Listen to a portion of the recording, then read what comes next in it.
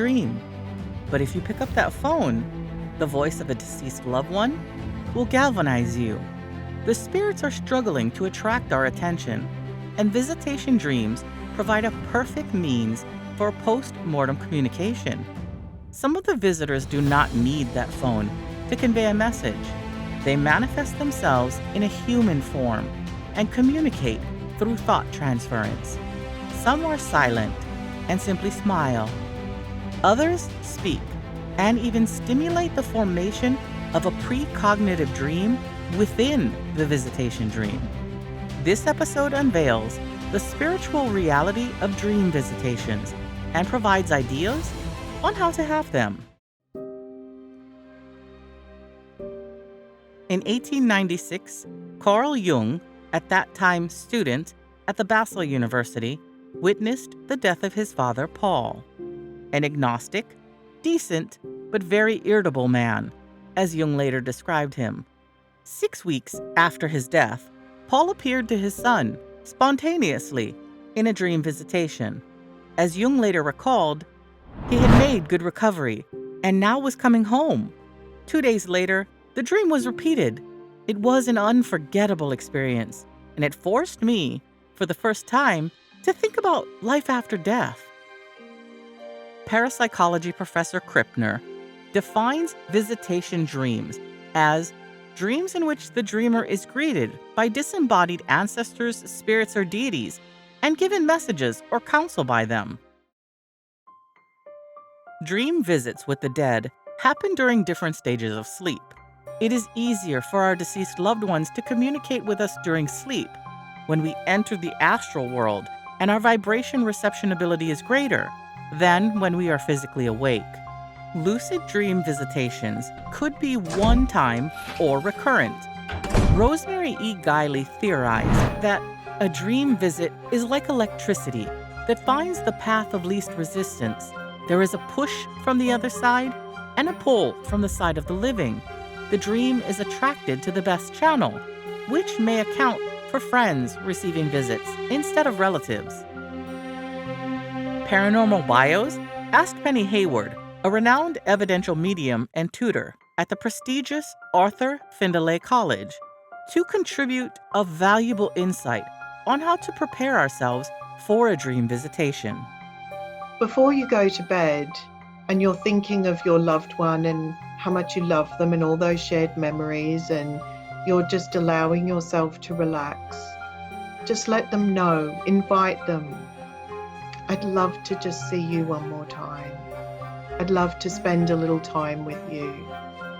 I know you're with me, but I'd love to have an experience with you. And as I say, try to let go of expectation. And as you just slip off to sleep, just know and trust that should the timing be right, or you're in that right energy, you will have the experience within the dream state. Dreamers often see themselves receiving a phone call from their deceased loved ones. Out-of-body experiencer and researcher Maverick Vardoger, author of the book The Vibrational State, 3 Years of Out-of-Body Experiences, describes similar encounters that happen a month after his grandfather's death. It's difficult to tell if it was a lucid dream or an out-of-body experience. I was speaking with my grandfather, fully aware through a phone with a long twisty cord. I perceived that he was above my bed frame, 6 to 8 feet away from me. Everything looked cloudy, misty, and partially transparent. I spoke with him in a way that was like telepathy or mental communication. Sometimes, spirits tend to become unresponsive in dream visits when the dreamer asks questions about the afterlife or the near future. Maverick asserts that it was as if the dream was trying to correct the error that made him conscious. I was having a vivid dream where I was sitting on a couch next to my grandfather who recently died. I started telling him how I loved and missed him and that I was excited and shocked to be talking to him. Shortly after realizing I was dreaming, he became unresponsive and laid his head back against his chair. I tried talking to him and moving him, but got no response. Astral travelers found that the dream correction is typical in a lucid dream.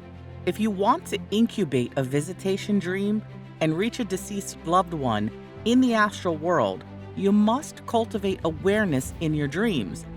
Practicing lucid dreaming or astral projection techniques, especially in the hypnagogic state of sleep, correlated with the powerful state of theta brainwaves. Another way to try to connect with your loved ones is to create the space within a visualization or a meditation. I like to do that sitting up and perhaps having a little bit of music playing, something gentle, something quiet, just to keep that busy mind occupied and out of the experience. When you create the right space within your mind, within your body, which is to be as passive as possible, and to set the intention and let go of expectation, you will find that you've done your best to create the right space on your side, and leave it to your loved ones to create the right space from their side. And perhaps you will have an experience where you see each other. Lucid dreaming explorers rearrange their sleep time to facilitate lucid dreaming. Stephen LaBerge and Howard Rheingold suggest practicing this technique. If you normally sleep from midnight to 6 a.m., then get up at 4 a.m. and stay awake for 2 hours, doing whatever you need to do and thinking about what you want to accomplish in your lucid dream, who you want to see. Go back to bed and catch up on your remaining sleep from 6 to 8 a.m. During the 2 hours of delayed sleep, you will have much more REM than you would have had sleeping at the usual time, and you will enjoy an increased likelihood of lucid dreaming. Sylvan Muldoon concluded in his classic book, The Projection of the Astral Body, that suppressed desire is the greatest single factor in causing projections. He used this by drinking salt water before going to sleep. The inert physical body was incapacitated, but the astral body moved out because of the desire for a drink of water. See yourself becoming conscious just as you touch the glass of water, Muldoon advised. One of Maverick Vardoger's original astral projection techniques is recommended for beginners interested in OBEs. You simply set the intent and visualize, or allow your body to float upward and away from your physical body. I find this method works best by floating up limb by limb. Start with your hand or arms, then work your way around to your legs, head, and torso. Once your smaller extremities become loose, you simply get up and out of bed. Within mediumship, we often talk about being in the power. We often talk about raising our vibration.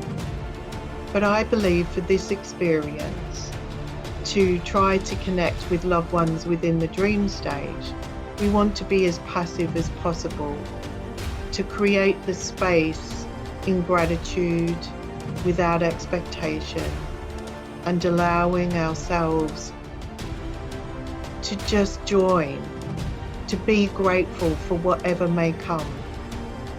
And if it doesn't happen the first time or the second, perhaps it'll happen on the third or fourth. Unfortunately, the frequency of visitation dreams diminishes as time passes. The spirits disappear from view in the background of our dreams, just like the blinking of a lighthouse when seen from a receding ship. And time for a new goodbye will come.